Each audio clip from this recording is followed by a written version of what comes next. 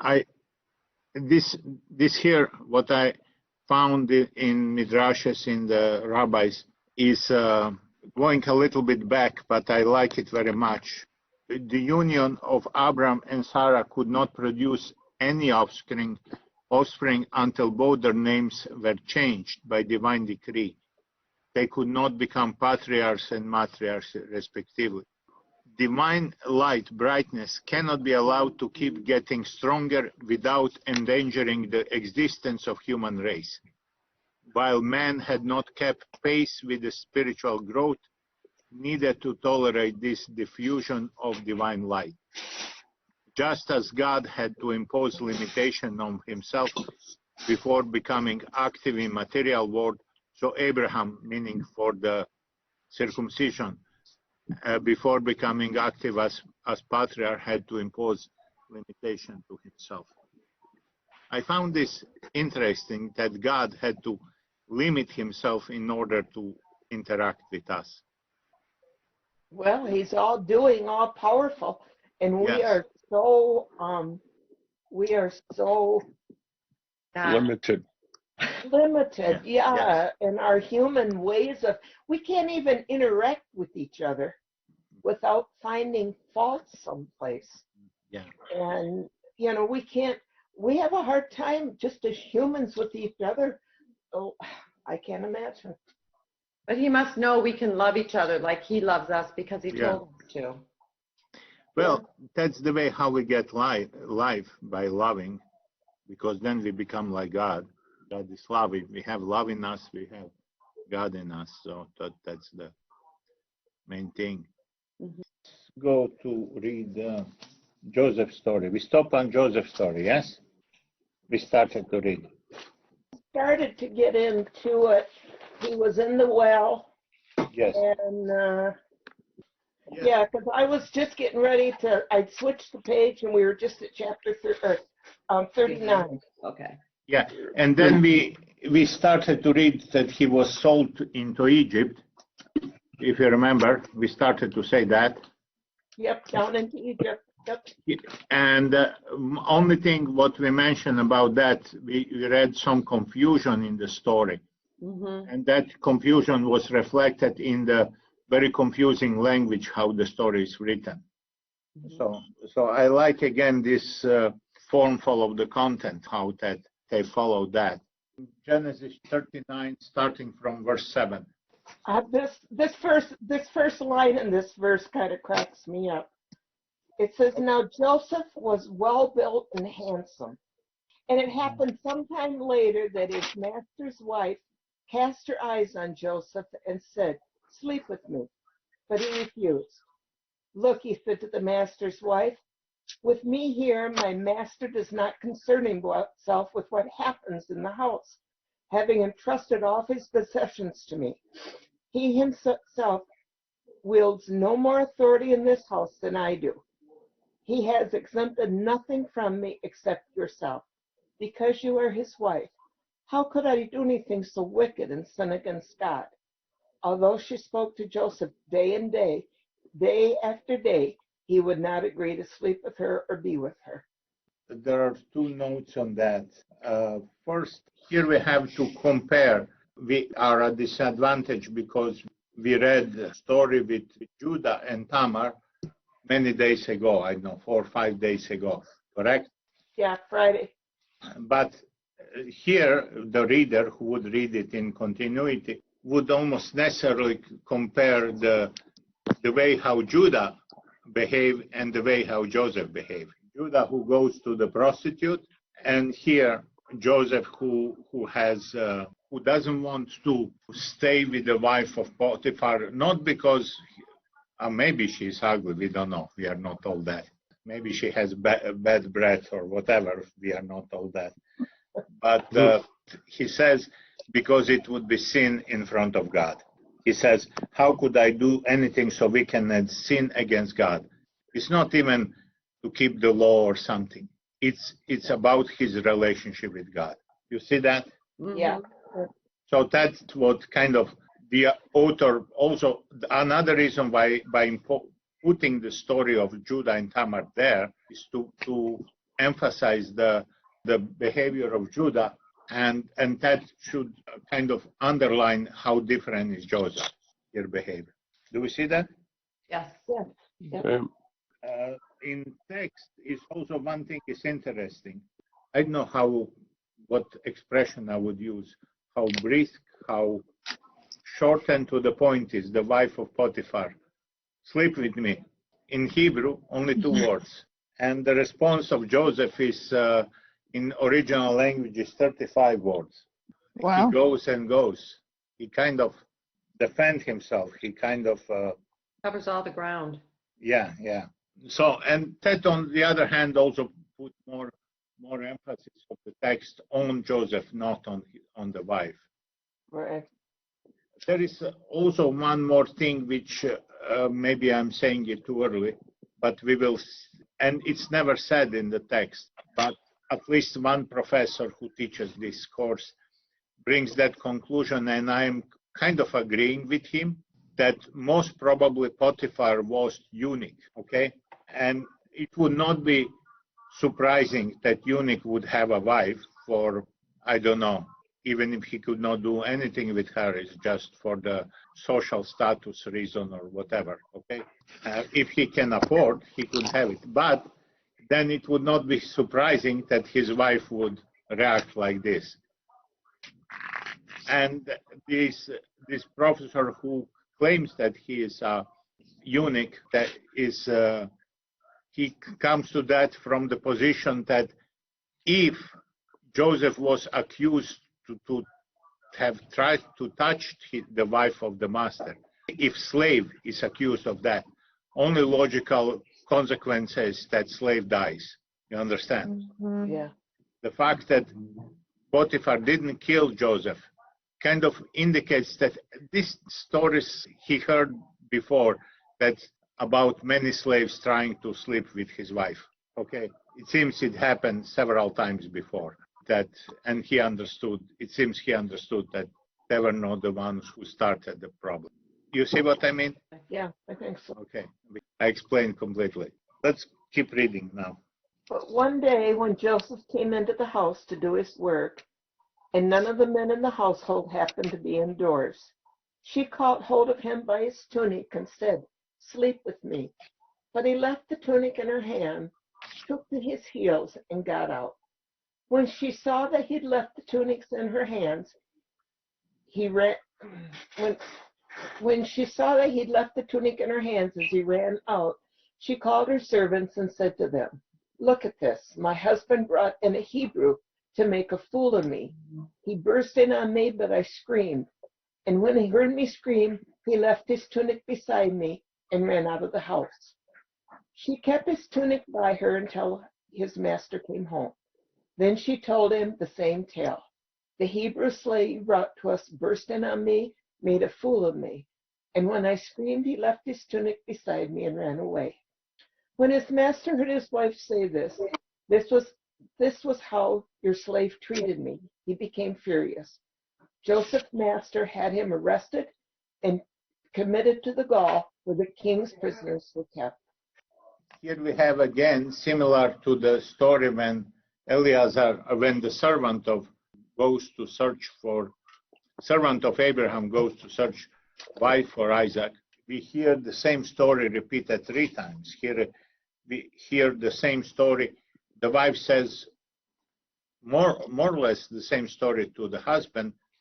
Actually, first we see what happened, then we see how wife interprets this to the servants, and then we hear how she says the same story to her husband.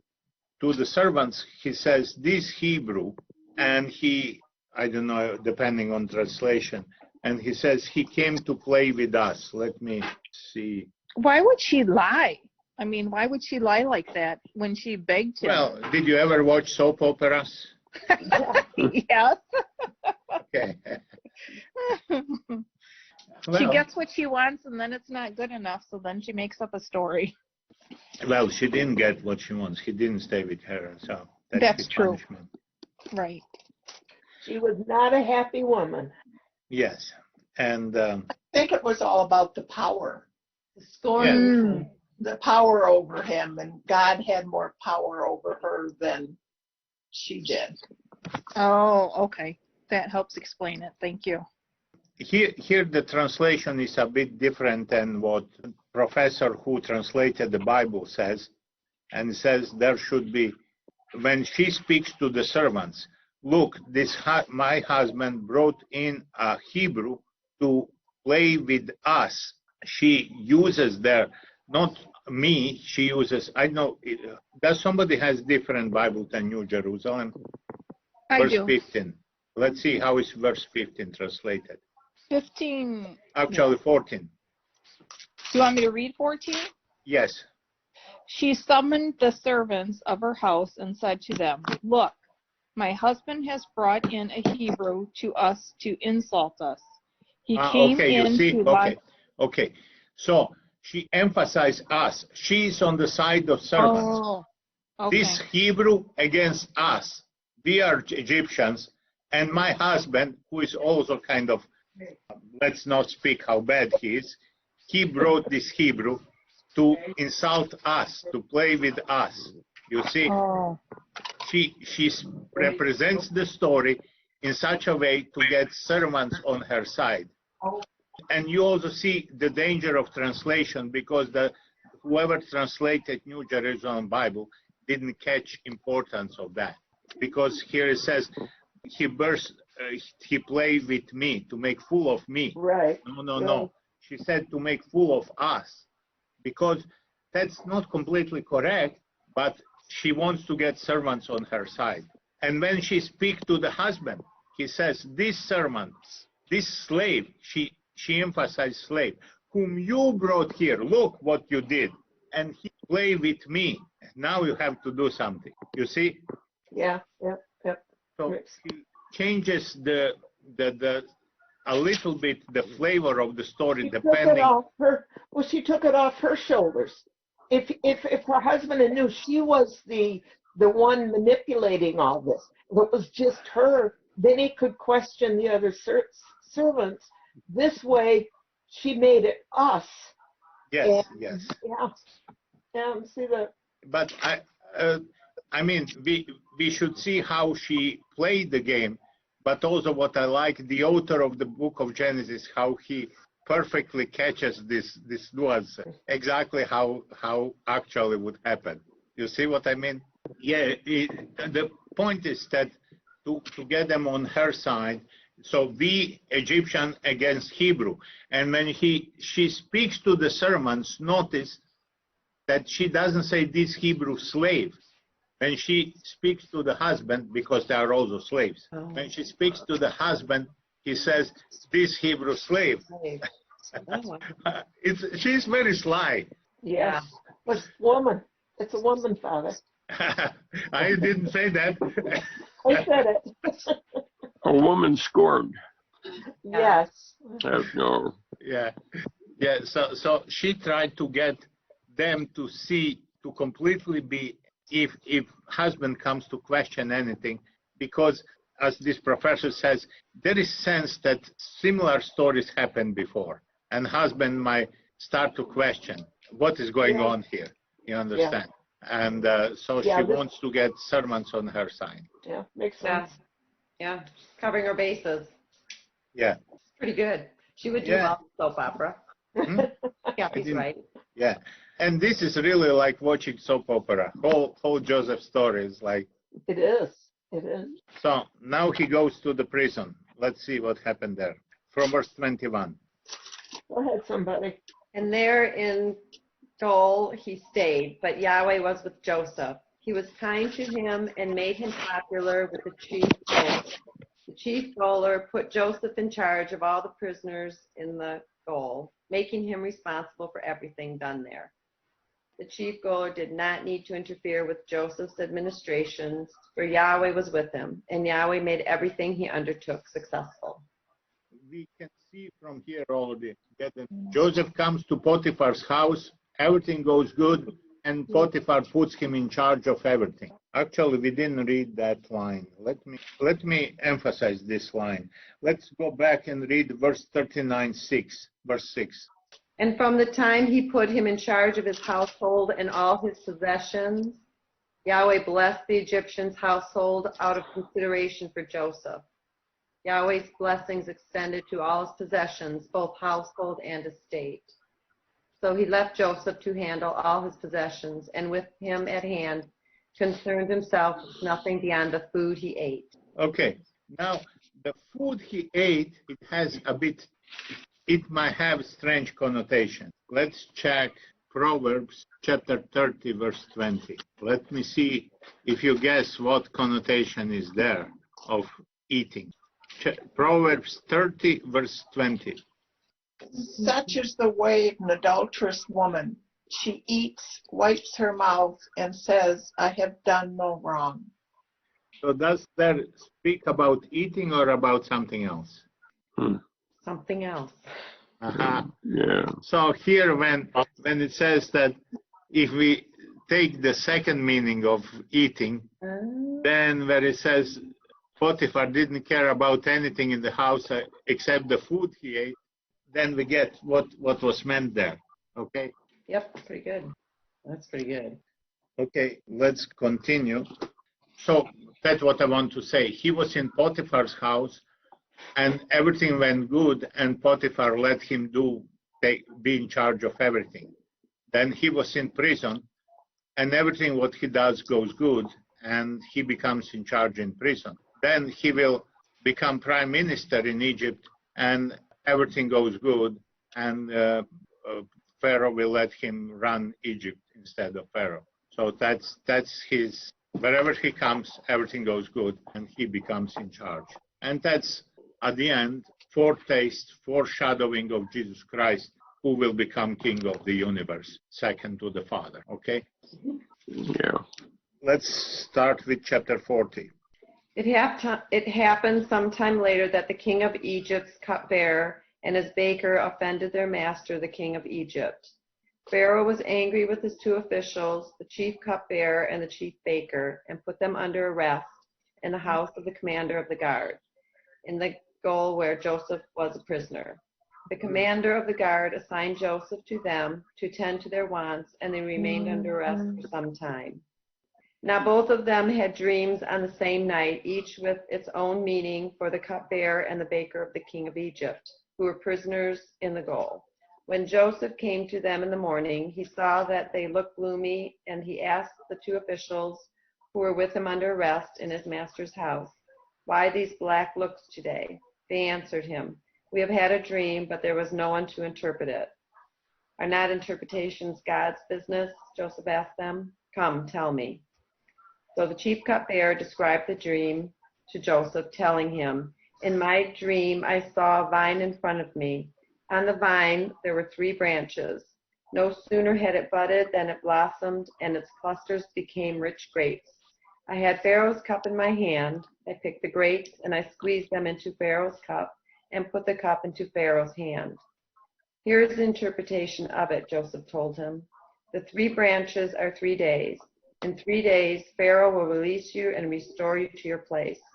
Then you will hand Pharaoh his cup as you did before when you were his cupbearer. But be sure to remember me when things go well with you, and do me the kindness of remembering Pharaoh about me to get me out of this house. I was kidnapped from the land of the Hebrews in the first place, and even here I have done nothing to warrant imprisonment." The chief, let me keep going. The chief baker, seeing that the interpretation had been favorable, said to Joseph, "I too had a dream.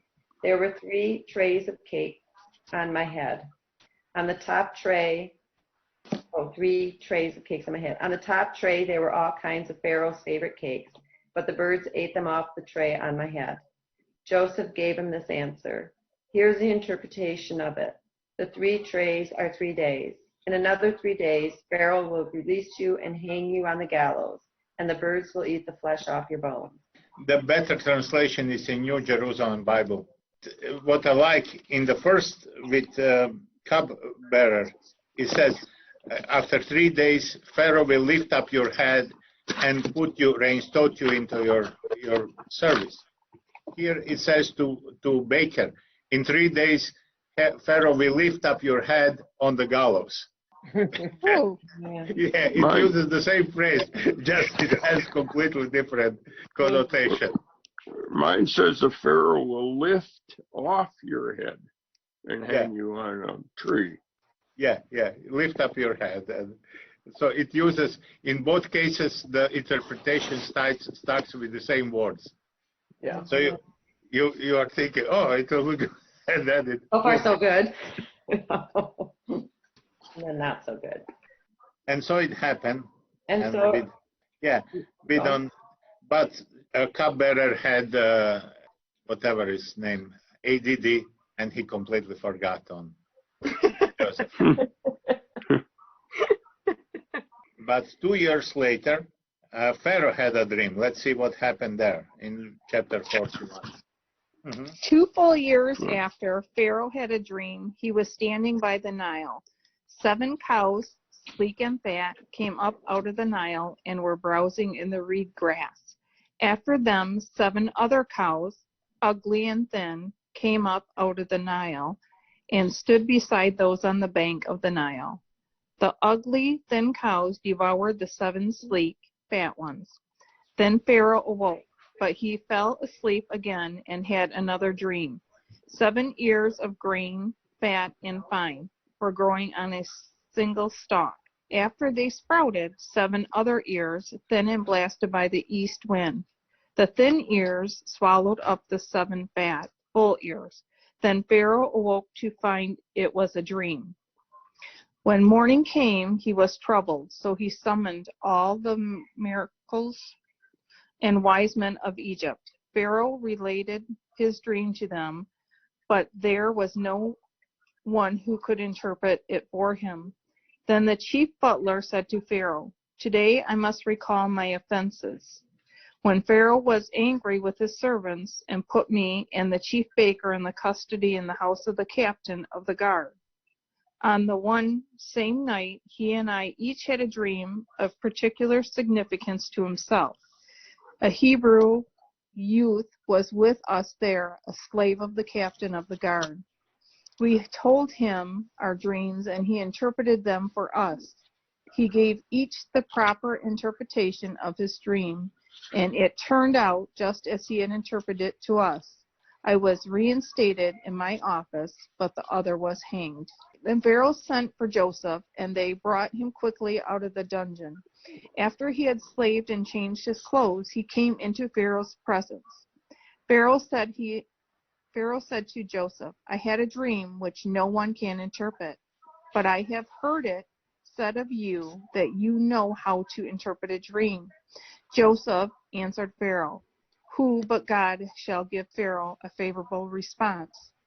Then Pharaoh said to Joseph, "I dreamed I was standing on the bank of the Nile, when 7 cows, fat and sleek, came out of the Nile and were browsing in the reed grass. Okay, let's After- skip to interpretation to verse 25. We don't need to hear. Okay.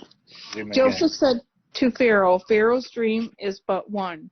God has revealed to Pharaoh what he is about to do. The 7 fine cows are 7 years, and the 7 fine ears are 7 years. It is but one dream.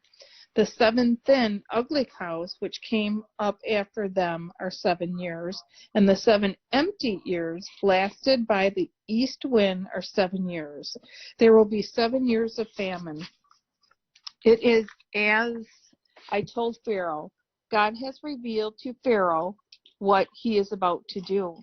7 years of great plenty will come through the land of Egypt, but there will follow 7 years of famine, and then all the plenty will be forgotten in the land of Egypt. The famine will devastate the land, and the plenty will not be discernible in the land, because of the famine which is to follow, for it will be very severe.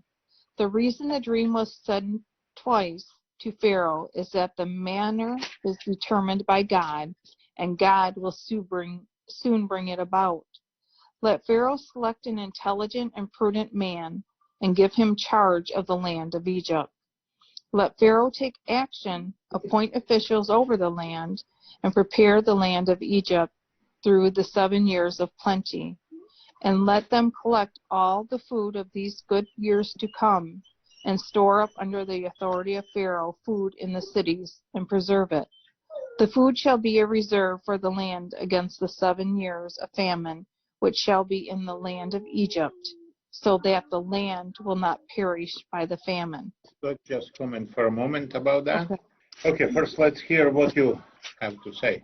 For sure there are questions. Well, now I understand the 7 years of plenty is because that's why he was seeing it, because of the famine that was going to be that long. He wanted to. But he had to predict it. Well, as he says, God gives interpretation. So God gave the dream, God provided the one who will interpret it, and God provided the one who will interpret it with understanding. Yeah, okay. You understand? God, and why? Because that was actually probably the tool. This dream and Joseph's interpretation was the tool to raise Joseph as prime minister. God decided to put Joseph in charge of Egypt through interpretation of this dream. So for that reason, God revealed to Pharaoh what he's going to do and enabled Joseph to interpret the dream. That was the way how to raise Joseph in Egypt. Make sense? Yes. Yes. And actually, that will be the way. Everything what he does in Egypt now is the way to save the family of Joseph, the whatever. We may ask why there is any need of saving, why God could not give all the years of plenty always. I would not know how to answer that, except that there is whole histories, or maybe just because we need times of depravity in order to times of, like now, with these times when things don't go the way we want, to learn how to depend on God, to learn that we are not self-sufficient. Probably that's the worst thing in the time of man, when man thinks he is self-sufficient. You know, that's the sin of Adam and Eve. They had everything what they needed. They could live in Garden of Eden happily. They didn't lack one single thing. But one reason why they wanted to eat from the tree of the knowledge of good and evil, to be self-sufficient, to be independent from God. We will decide what is good. We were going to this independence, separateness from God, not being against God, but let me decide. I will decide what is good or bad for you. Understand? Not God. Yeah. That's not, doesn't sound like big evil, but at the end, it always leads to all the evil which exists in the world come from there.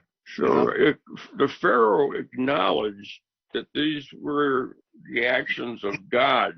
So he was acknowledging the existence of God.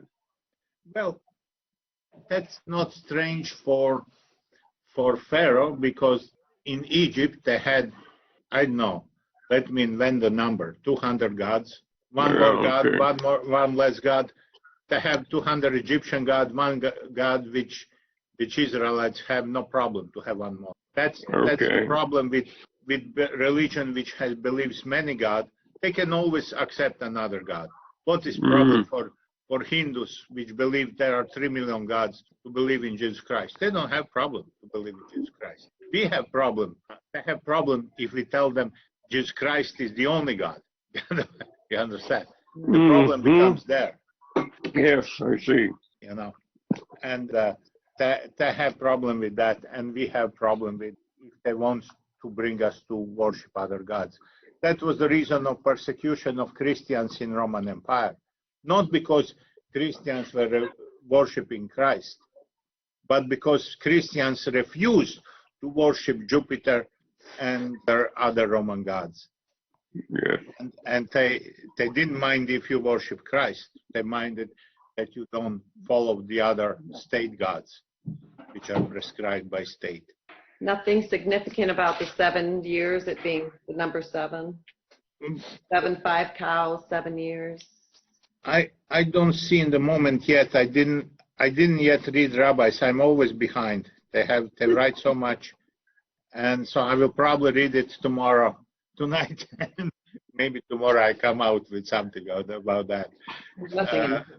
But So seven is the number of completion, right? Yes. So 7 years would be the completion after 7 years. Would be complete.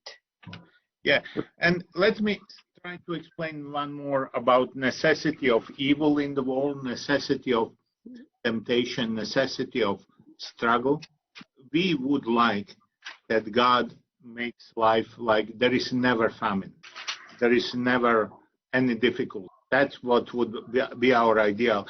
Our idea of happiness is life without a problem, some flat line, dead. God says no, that is never good. He gives us, let's say, how you can strengthen the muscle. To strengthen the muscle, you need resistance. You need to push your muscle against something what resists your muscle. Make sense? Yeah. Otherwise, your muscle will get flabby and whatever. There is never getting any strength in our muscles as if we don't push them against something what resists. So we need some resistance in our life to strengthen our to have spiritual strength. And so there is necessity for difficulties. Of course, even if we accept that we have problem with God, okay, God, some difficulties, but that's too much. And so, but who is the one who decides? Probably the best way to understand it, it's very poetic way. I don't know if probably none of you have read the C.S. Lewis books, Space Trilogy. Did anybody read? Yeah, you did. Do you remember End of Peleandra, Cosmic Dance? Vaguely. When he got to the mountain. Yeah, he come to the mountain and there it becomes vision and whatever. And then the angel explains how God is in the center and center is, we are in the center and God is in the center. God is everywhere. That's cosmic dance, and it explains also the need for evil, how God, this evil is cosmic dance, is constant movement around trying to conquer this evil and expand the good into it. Let's say like that. He says it much better poetic way. I would need to read it again to be able to. But there is this need of the in poetic way, and that's much better way to see necessity for evil there in this image of which C.S. Lewis says. Problem with many of this truth of faith, we cannot explain them in flat two-dimensional language. You need multi-dimensional language which doesn't fit in us. You have to live like the truth about the cross. I can give many examples, and as we sit in front in the classroom, we can agree with all this. Many people would agree with many examples which I give about the cross. Yes, it's necessary. Yeah, we receive the grace of God through the cross. Yes, I understand. But when cross comes in our life, we rebel. Our feelings and everything, it goes contrary. We may understand on one level, but on the other hand, once we leave it, we see, then we understand on different level than in the class. Yes, through this cross, I have experienced the presence of God. Through this cross experience in my weakness, I have experienced the power of God, and so on. So we receive same knowledge as we were speaking in the class, but we receive it on different level, and it starts to have more sense. Okay, so it's the truth of faith makes sense when we live it, not when we speak about that. Well, you always say about somebody else's experiences or misfortune that how you can't, and nobody can imagine what somebody else's goes through unless you live it. You have to live it yourself. Yeah, that's true. But once we live it, we can understand better also the other. There are so many ways to express that. Somebody says, how pitiable is the man who never suffered. Yeah. It is, once you have suffered, nobody wants to suffer. Nobody thinks suffering is good.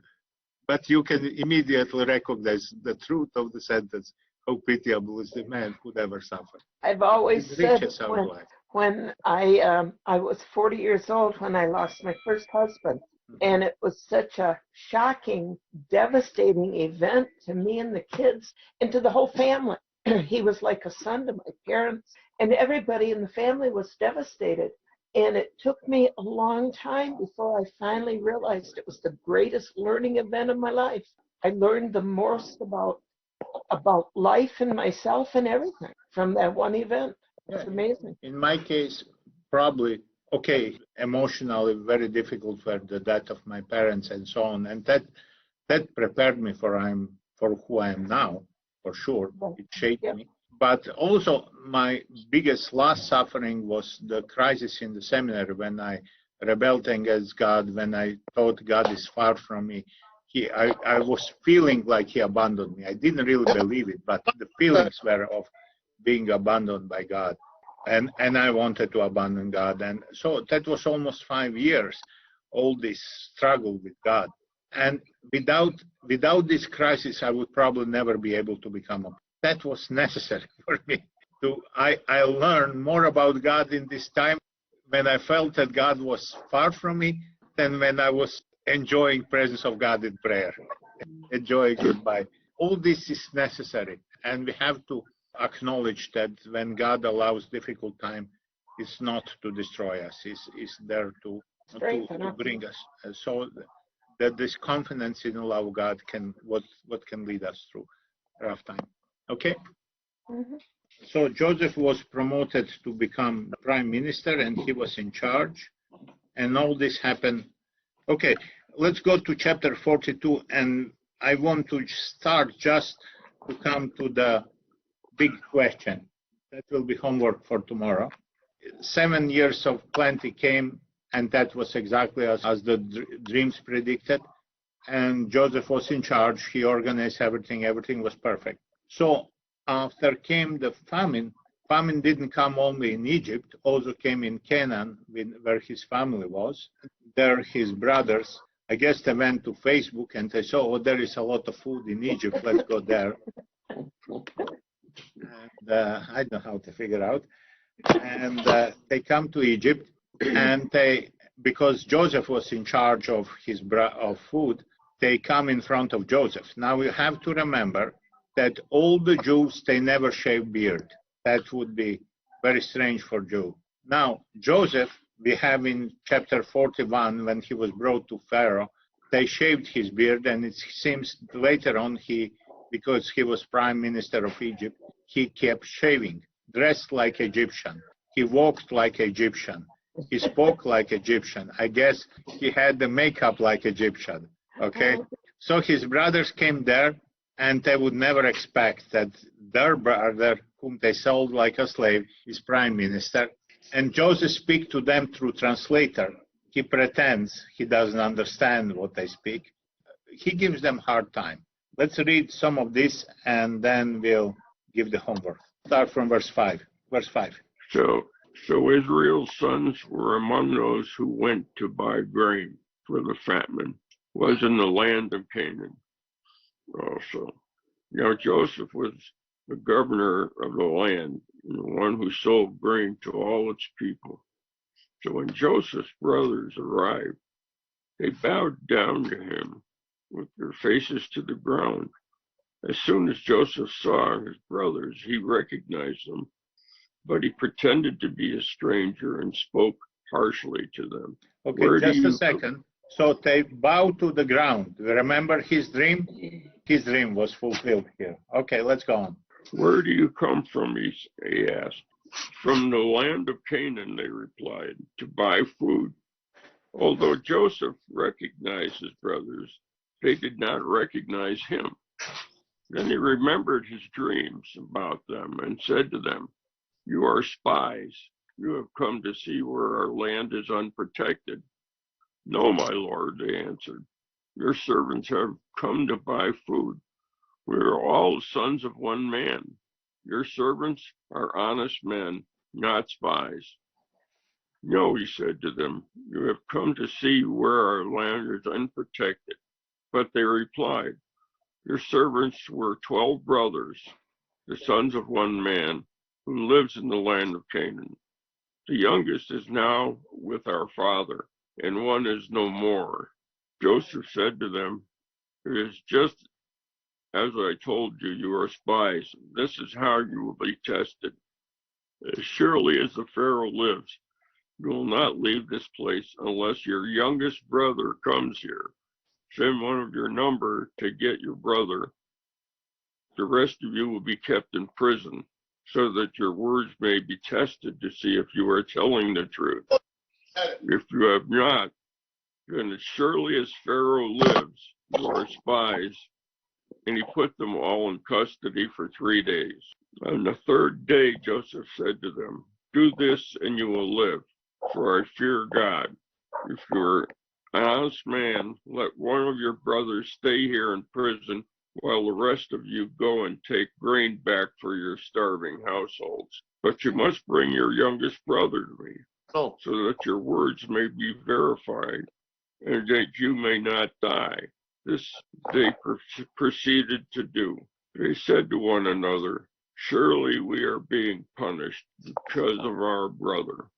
We saw how distressed he was when he pleaded with us for his life, but he would not listen. That's why this distress has come upon us. Reuben replied, didn't I tell you not to sin against the boy? But you wouldn't listen. Now we must give an accounting for his blood. They did not realize that Joseph could understand them, since he was using an interpreter. He turned away from them and began to weep, but then turned back and spoke to them again. He had Simeon taken from them and bound before their eyes. Joseph gave orders to fill their bags with grain, to put each man's silver back in his sack, and to give them provisions for their journey. After this was done for them, they loaded the grain on their donkeys and left. At the place where they stopped for the night, one of them opened his sack to get feed for the donkey, and he saw his silver in the mouth of the sack. My silver has been returned, he said to his brothers. Here it is in my sack. Their hearts sank, and they turned to each other, trembling, and said, what is this God has done to us? When they came to their father Jacob in the land of Canaan, they told him all that had happened to them. They said, the man is Lord, who is Lord over the land, spoke harshly to us and treated us as though we were spying on the land. But we said to him, we are honest men, we are not spies. We were 12 brothers, sons of one father. One is no more, and the youngest is now with our father in Canaan. Then the man who is Lord over the land said to us, this is how I will know whether you are honest men. Leave one of your brothers here with me, and take food for your starving households, and go. But bring your youngest brother to me, so I will know that you are not spies, but honest men. Then I will give your brother back to you, and you can trade in the land. As they were emptying their sacks, there in each man's sack was his pouch of silver. When they and their father saw the money pouches, they were frightened. Their father Joseph said to them, you have deprived me of one of my children. Joseph is no more, and Simeon is no more, and now you want to take Benjamin? Everything is against me. Then Reuben said to his father, you may of my sons to death. Do not bring him back to you, and trust to my care, and I will bring him back. But Jacob said, my son will not go down there with you. His brother is dead, and he is the only one left. If harm comes to him on the journey you are taking, you will bring my gray head down to the grave in sorrow. It's very surprising way how Joseph treats his brothers. Yes. And so we'll have to see what is the reason. That's the homework. Let's think what is the reason. Why he treat them this way. To be honest, I have, for first part, I have quite good answer. For returning the silver, I never figured out that. My goodness, so there's 5 answers, so everybody try to figure out an answer. There's 5 answers? So we'll all pick one. We gotta get together before tomorrow. Yeah, really. Meet here at 10 o'clock tonight. You've got 5 of them figured? We'll put our heads together and we'll surprise Father. Oops. You wicked daughters and sons. What are 5 reasons that Joseph wanted to treat his brothers this way? Yeah, he wanted to treat them, but why? Why? What he wants to achieve. There is some purpose. And we already can smell the purpose from what we have here. Maybe we need to read more to get the purpose. Maybe he wants to see what their accounting is. No, I think the purpose is exactly in their reaction here. What was here their first reaction? They were frightened. They immediately say, you have to understand, that's the problem of the sinner. They sinned, and small problem come in their life. Small problem. It's not small problem. It come problem which overwhelms them. One of their brother is taken away, and immediately their first thought is, this happens to us because how we treated our brother. You see, I'm quite convinced Joseph does that to awaken their conscience. You understand? Yeah. Yes. He leads them to repentance. Accountability. Not so much, also he wants to lead them to repentance. We'll speak about repentance next time. Okay. They have to, I think said, we were watching how our brother weep, how he cries, and we didn't pay attention on his pain. This happened to us for that. They have to acknowledge, not so much guilt, they have to acknowledge their sin. They have to acknowledge, okay, I already gave up the first part, the one which, from the reaction of Reuben, who says, this happens to us because how we treated our brother. So my understanding is, and it is general, happen to every sinner. You have one sin which you committed and you bury down in your underconscious. You don't want to think about that. You find a way to rationalize. You find a way to explain away. It's not big deal. Mm-hmm. And then something happened. Immediately you think, this happens to me because I deserve it. True. Yeah. The conscience awaken. And that's what I think Joseph wants, to awaken their conscience, not to torture them with that. Later on, he will give them forgiveness. But forgiveness is useless if there is no repentance. So he has to awaken their conscience. Was he trying to coax that information, that acknowledgement out of them? Yes. He has to bring them to acknowledge their, I don't like the word guilt. Yes, also guilt, but to acknowledge that what I have done was absolutely wrong, and that they come to the term how wrong it was, because after so many years of rationalizing, you understand, people don't want to acknowledge. No, Mm-hmm. So they have to come to term that was wrong, that they may then they can receive. Yeah. And about returning the silver, I'm having some ideas, but I'm not happy with any of them. Let's see what I find with rabbis saying.